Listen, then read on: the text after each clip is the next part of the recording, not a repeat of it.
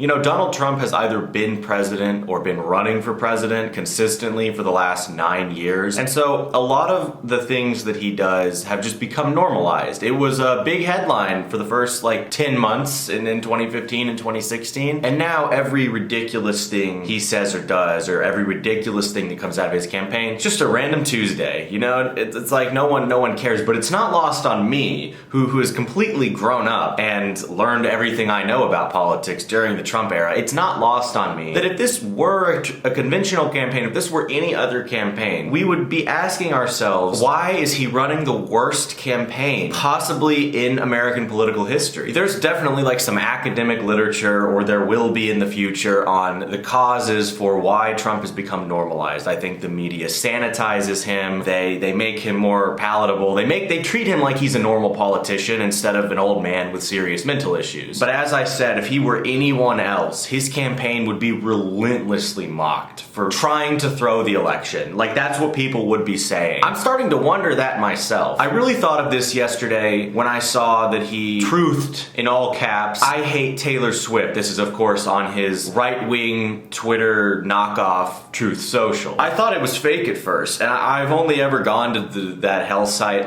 one time, so this is I don't really open it, but I found out it was real. So 2 months before a presidential election, the Republican nominee went on his own social media platform and not only disparaged America's most popular celebrity, actually the world too, he just straight up, all caps, "I hate you." Are you kidding me? Granted, a lot of her fans are not 18. Everyone's mocking that, oh, this won't have any impact. But, this is a race where 100,000 people are gonna decide it. So you have to estimate that everything could have an impact on the outcome of the election if it's going to be that close, because of our great system where we have a country of 330 million people, but 100,000 random people in 6 states decide the election, and we have to pander to them every time. But that's a different story. That's a topic for a different video. Yesterday, JD Vance was on TV, and he basically admitted that the Ohio cat hoax was made up, and he said, if I have to fabricate stories to bring attention to other issues, I'm gonna do that.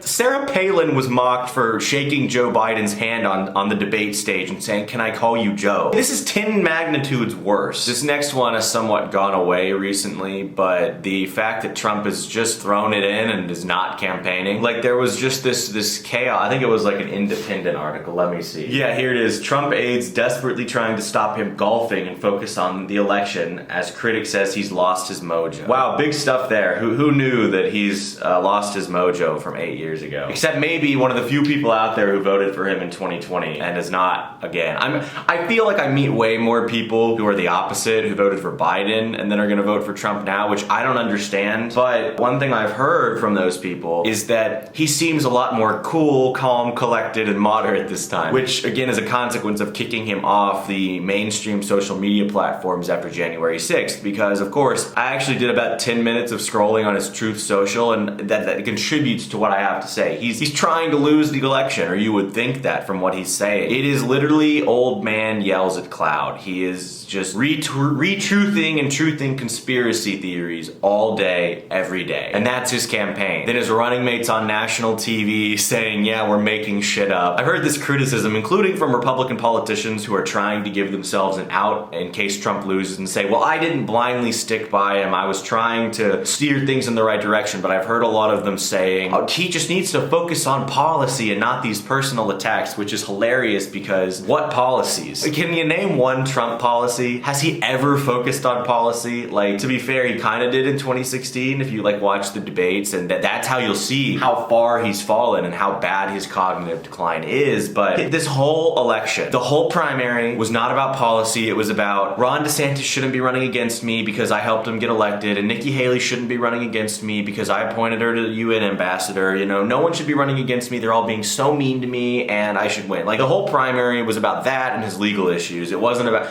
all the people who voted for Trump in the primary, you see interviews, they can't tell you why. You ask them what policies they like. They can't tell you because there aren't any. And so it's really funny when Lindsey Graham and these other Trump lackeys go on TV and they're like, he just needs to talk more about the issues. He had the chance to do that in the debate, and all he could say was that he had concepts of a plan. And usually you would have a platform at this point, like in September of a presidential election, like you would be talking about policy, and that's another reason we have to question whether he's trying to lose. I see stuff on YouTube, like most awkward presidential debate moments from history. And what's really funny about that is that we don't treat Trump like a normal politician, and it shows, because they have like low-level gaffes, like George Bush checking his watch while a voter was asking a question in 1992. Trump said probably 50 to 100 worse things in this past debate. It's worth analyzing that maybe it's not so far-fetched, because Trump certainly benefits from losing, because if he loses, he can,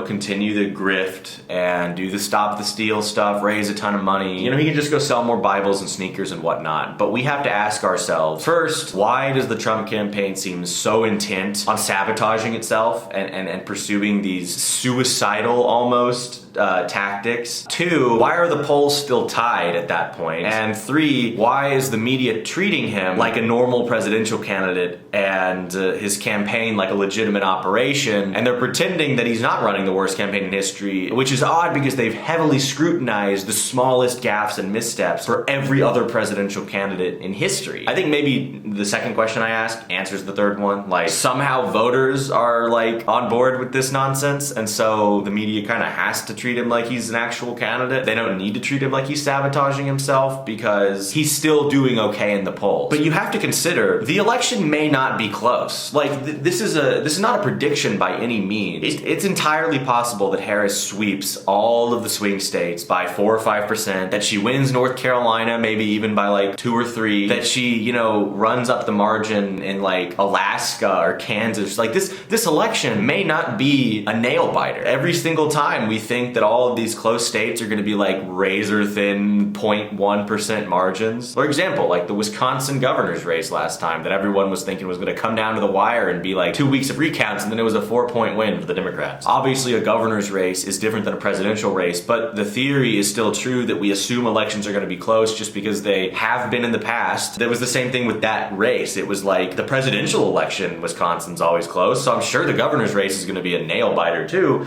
And then it wasn't, Polls have been wrong, and there's a good chance that they are wrong in favor of Harris this time instead of being wrong in favor of Trump. Again, not a prediction, but it's going to look really stupid that the media didn't cover Trump's campaign like this suicide pact that it seems to be if he actually ends up losing in a relative landslide. Of course, that means electorally, but anyway, let me know what you guys think in the comments, and let me know if there's any other similar topics you think I should talk about.